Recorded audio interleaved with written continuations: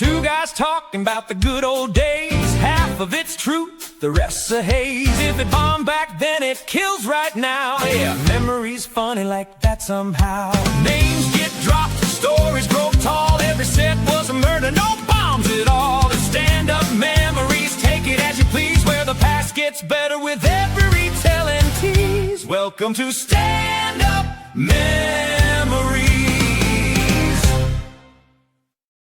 Yes, here Play we that are. again. That was great.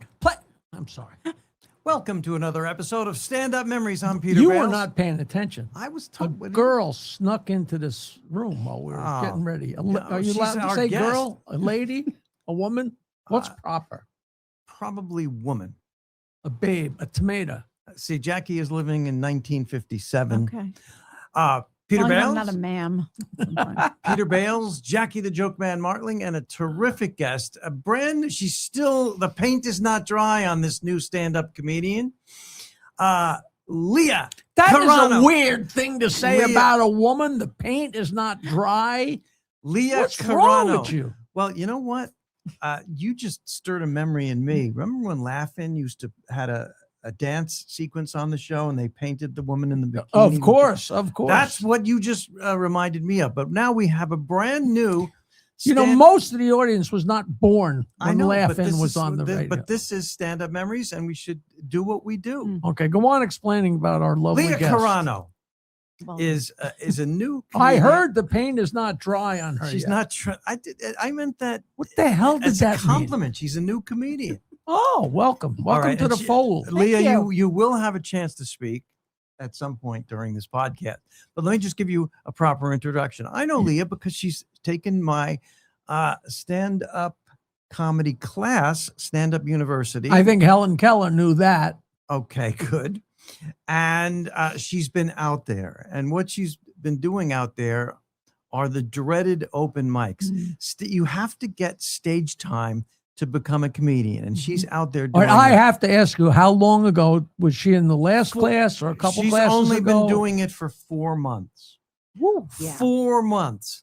And I wanted to bring her on because she's doing so terrifically so soon.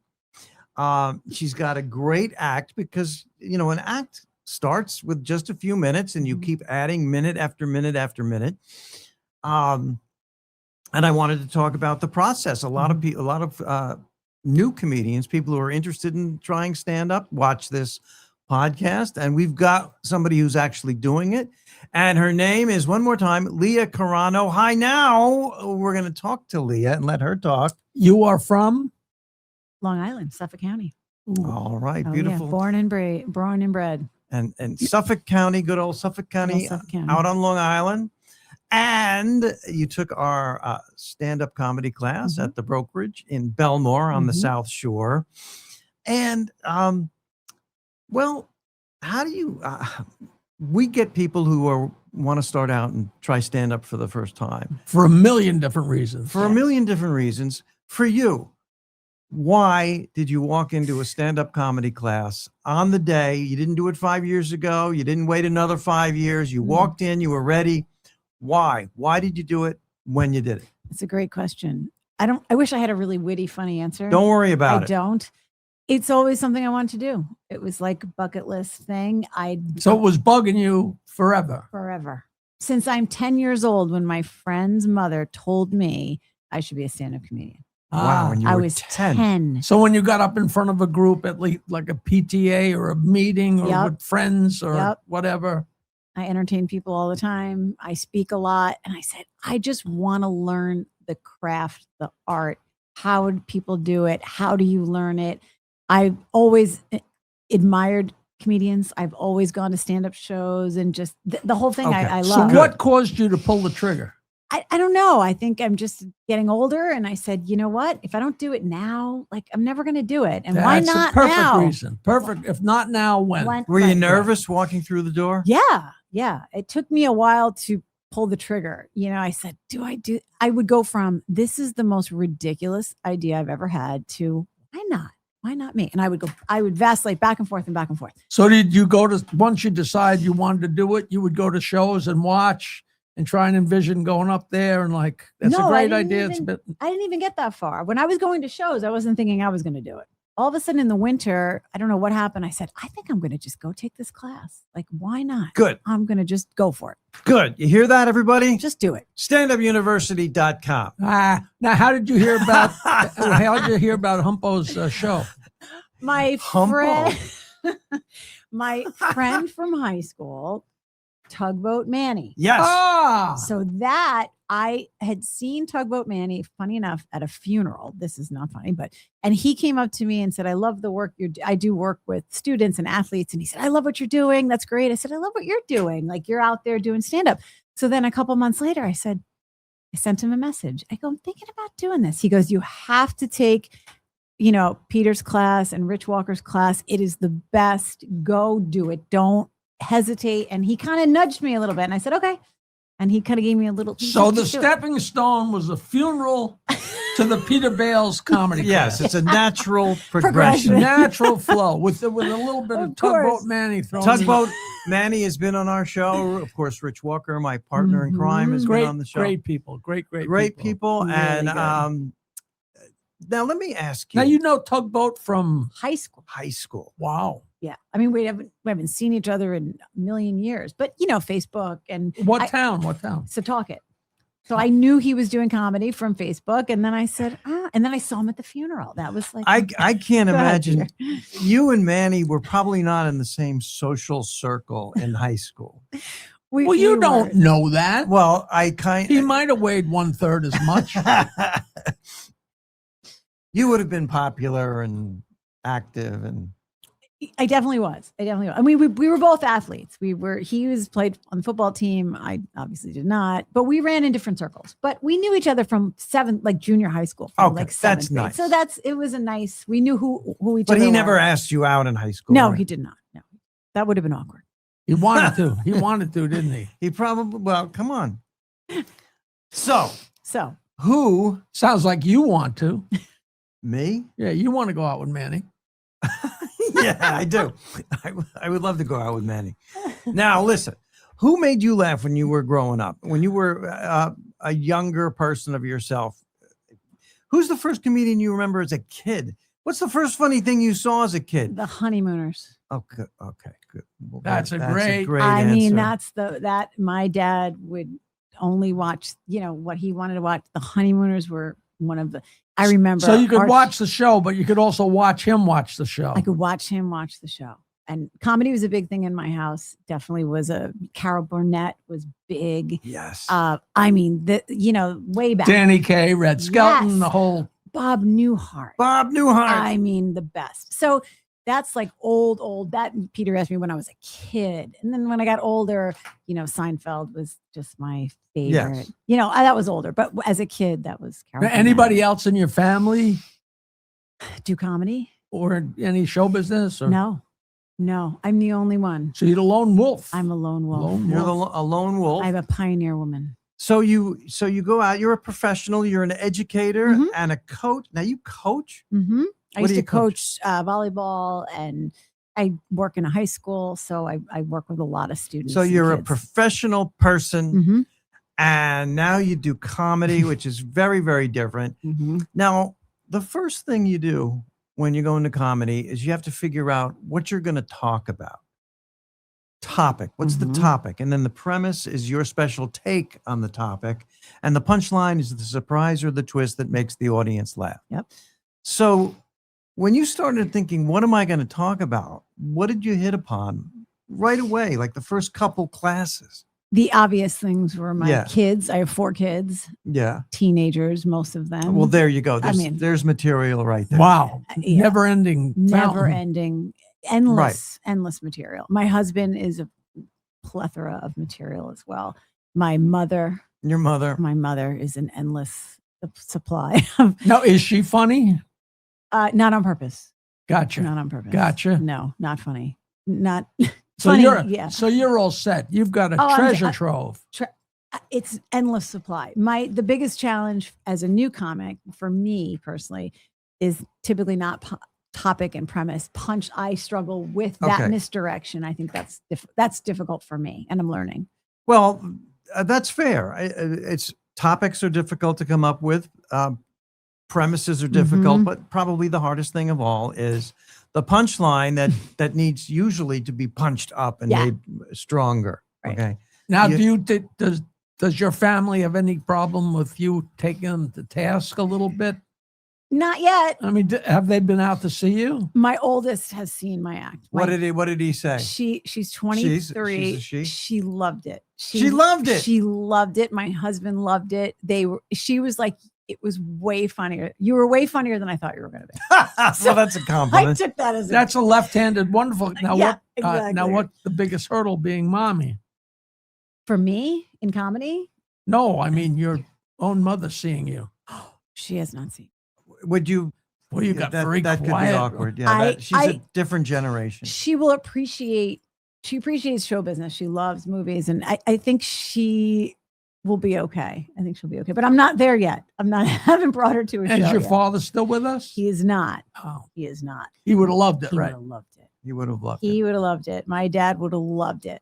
So he was funny. He was very funny. So when you take a comedy class, then you go out into the real world and you have to get stage time, which is very difficult to get because there are a lot of people who want stage time. And you're also trying to get good.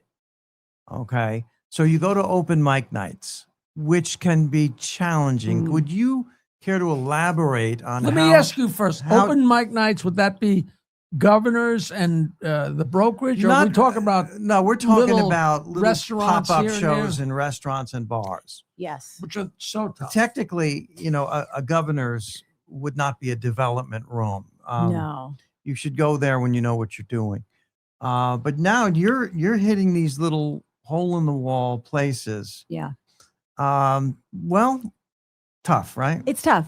I mean, what's good about being an older person, such as myself, is that I don't really care if they don't. I'm pretty fearless about, I am up there to do my act.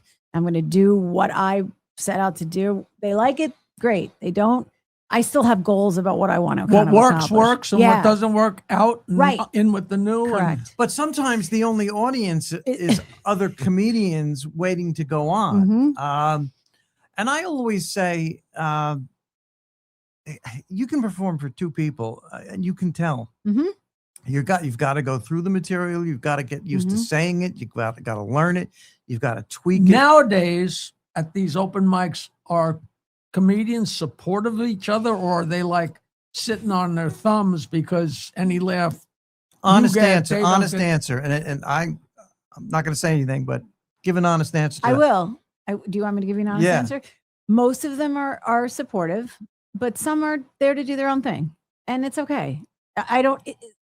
Yeah, they do their set. Sometimes they leave, or they're sitting, somewhere else. They're not listening once in a while. But I think that's a cool challenge. If I can get their attention, Right, absolutely. if I can get them to listen, and sometimes they may not be laughing out loud at me, but if the room quiets, right, I feel that's like when you that's know a it's win. working. you Right. That know. is a win. They're that's paying a attention. win. They're paying attention. So it's not always about they're laughing out loud and, holding their stuff.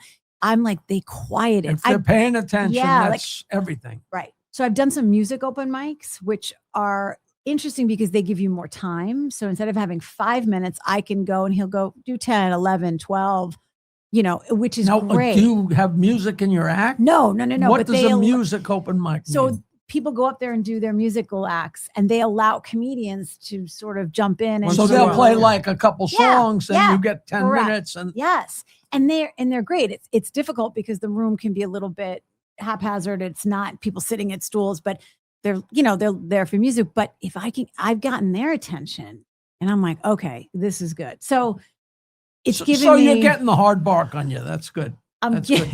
I'm getting that hard part. And I think that'll maybe when I do get into a room where people are listening and paying and there for the comedy, it hopefully will be some laughter. Yeah, I mean, but the open mic nights are tough. Comedy They're tough. etiquette. You got to, It's tough. if you're there, you shouldn't be talking when the comedian is up there. You should be paying attention. If you need to talk or be on your phone, you should leave the room. It's a mix. There's always going to be a mix of nice your time. people and idiots. Yep. Yeah, You well, know. that's true at walking down the hall at IBM. It's also Right. true in the world of Absolutely. comedy. Absolutely. And most comedians are delightful. Most. but not all. I also try and pay attention to them. I make eye contact with them when they're on stage. When they come off, I say, "Hey, great set." You hope that people will You're putting in your good Yes. karma to hope. Yes, they reciprocate. Hey, Leah, great job up there. So that I give them respect and they give it back to me. So I try. Wow. Good. Well, at least you're behaving with proper etiquette. I'm trying. So, Tell me some of these places. Are these like Darcy Novick gigs or? no, Darcy hires professionals for comedy shows around the island. These are, well, name one. These are Farrell's in Ronkonkoma. Okay, there's an open mic. Tuesday nights, I go there. The Q and Brew in Mount Sinai is Monday nights. Thursday nights, the Lizard Lounge in Sayville. These are where I've been going. Good. Sunday nights were the music open mics. One was in the Gator Grill in Holbrook. These have been my spots all summer. These are places where you show up and you put your name on a list. And I've been there several times. She's doing it, and it's time. Sometimes it's late. Yep. Sometimes your husband might say, "Are you really doing this? Yep. You're going out again? Really?" Mhm. He's great. He's great though. That great. makes a big difference. And I, like you taught me, Peter, I go up with my set list. I have exactly the jokes I'm going to do in the order. I decide on the order, what I want to do. I change a word here. I'm going to try a different word tonight. I'm going to end it with this.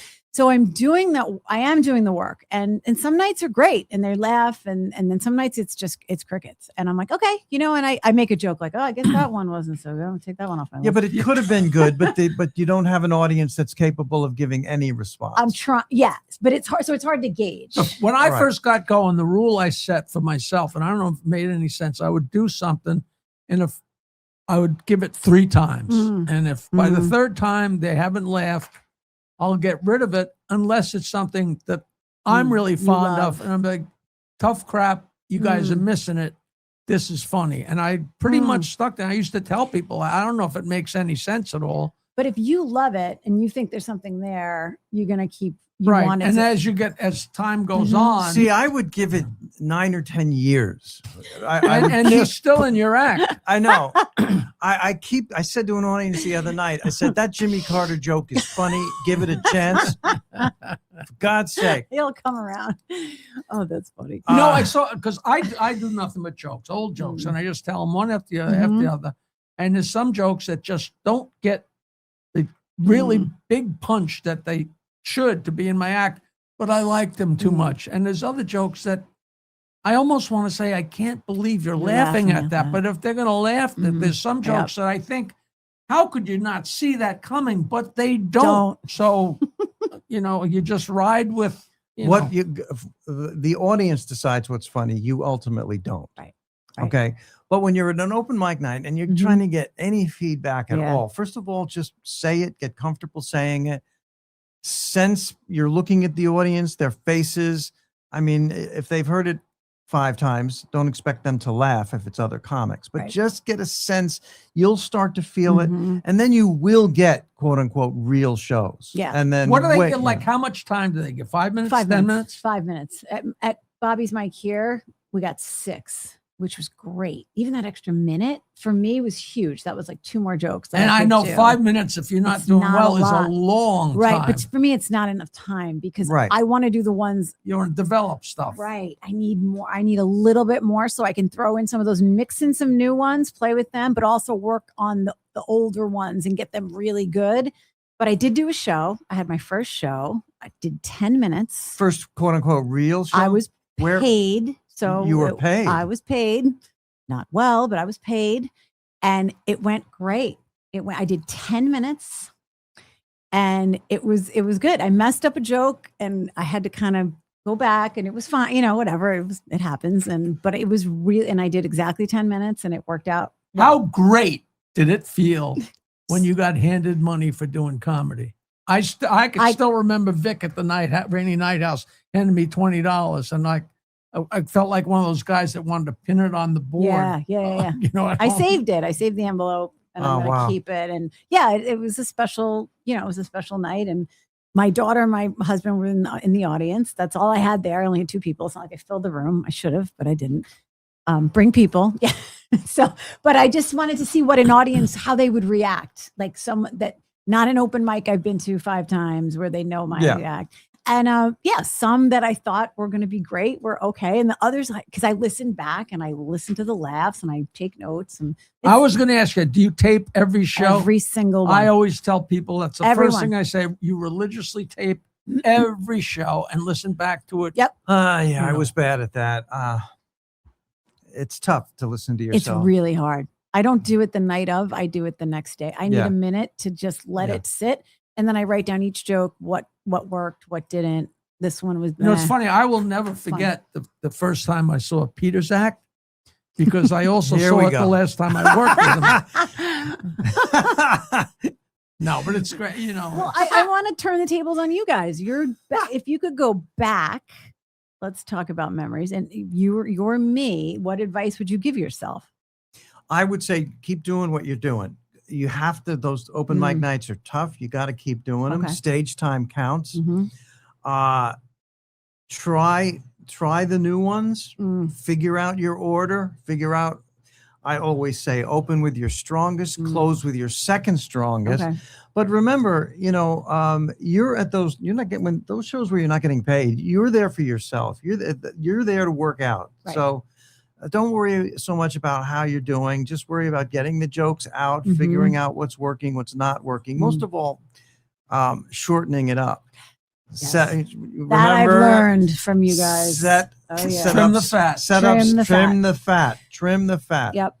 and I always say, and if you have a bad night, don't let it bother you. But meanwhile, I'm so full of crap because it does bother. Of course. you. And you carry it does. to the next show. It just because if you're not in, if losing doesn't bother you, Right. you have no right to celebrate winning. I agree. Which is the same with soccer or baseball Yep. or anything. Wait, that was pretty deep what you just said. If What? losing doesn't bother you, you have no right to celebrate winning. pretty good. Absolutely, that's the truth. No, it is the truth. It And absolutely is. It's like, we lost. Who cares? Well, then how can you jump up and yeah, down? but I mean, I Mhm. would tell comics, I don't worry about it. Everybody has a bad show, and everybody has many, many, many bad shows. Speak for yourself. But Um, you've never had a bad show. I mean, are you kidding? I was just talking to somebody the other night. I said, where are you from? They said, oh, I'm from Raleigh, North Carolina. And when I hear the word Raleigh, I go like this because I drove all night and was at Charlie Goodnight's in Raleigh, and I was all shook up. And and this is like 1983, and I'm a wise guy New Yorker. 50, 40, however many years ago, and this big, huge packed club with all these Southern belles. And I went up and I was kind of eating it. And I had just come from Louisville, and I had worked with this old guy who was so funny, bombed every night, but he was so funny. And he had used this heckle line that I thought was brilliant. So I'm up there and I'm eating it. And I said, hey, the next time you people get a chance to be an audience, pass it up, which is a funny line. No. And it was crickets. And a guy in the back goes, well, the next time you all get a chance to be a comedian, why don't y'all pass it up? And the place went nuts. And the place, and that's funny. and I hear that guy. Yeah. I hear that guy. So Well, again, don't let it bother you. so Leah, I just flashed to my most painful moment on stage. Comic strip. And one comedian after the other. And it was Second Avenue. It was New York City. It was the early 80s.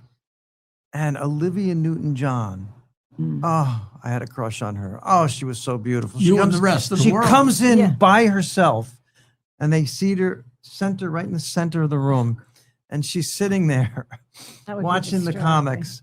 And first guy is up, and then it comes out. Oh, she's laughing. Second, three guys. I was the fourth one. And I go up and I get introduced. I go up and I say, hi, everybody. And she's right there. And I go into my first bit, which had something to do with, does anybody ask you to try on your glasses? And she stands up and she walks out.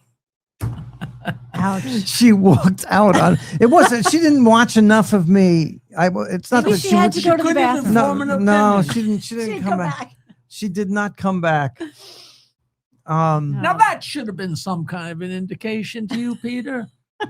No, it it was painful. But do you even in your young career that we're measuring in months, Mhm. do you remember the biggest laugh you've ever gotten? Do you remember a joke that worked the best? A moment. Do you remember a moment, a joke that worked the best? In the moment. I think so. Can you think of your joke that you have that's the best one you have out of your whole act at this point? I think so. Do you remember a moment when it worked Yeah. and how it felt? Yeah. That's what keeps you coming back. That's what keeps you coming back. Yeah, And when you're doing your set, you know where that is because that's the oasis in your set. You're like, Because I have jokes in my act. I mean, I love my act. I love all the jokes, but some like, oh, I'm coming up wait for on that one. number A and number B, and So you just brought up a memory. I haven't thought about this in so long. A joke that worked really well was an ad lib. Actually, I was hosting a show at Governor's, and you remember the dynasty of the Islanders?